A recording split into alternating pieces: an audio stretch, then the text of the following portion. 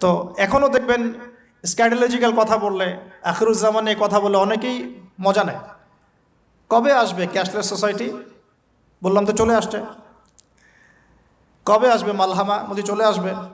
কবে আসবে বড় বড় ভূমিকম্প? আসছে, সবর করেন।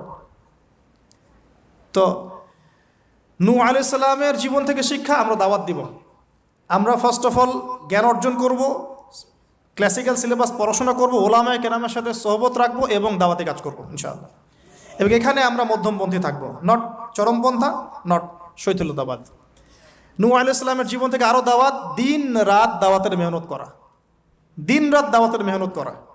আল্লাহ পাক আমাকে আপনাদের সবাইকে তৌফিক দান করুন। কতদিন? 950 বছর। কত বছর? 950 বছর। পুরো আব্বাসীয় খেলাফত ছিল 509 বছর কি 10 বছর মেবি। পুরো আব্বাসীয় খেলাফত 510 বছরের মতো। উমাইয়াদের ছিল 93 ইয়ার্স। আমাদের নবী সাল্লাল্লাহু আলাইহি ওয়াসাল্লামের দাওয়াতের মিশন বয়স ছিল 23 বছর। 950 বছর দাওয়াত দেওয়ার পর তাফসীরের কিতাবে এসেছে 40 or 80 ফ্যামিলিজ, এই 40 বা 80টা ফ্যামিলি ইসলাম কবুল করেছে। তার মানে এখানে শিক্ষা, এক্সট্রাঅর্ডিনারি মুসলিম হতে হলে দাওয়াতের মেহনতে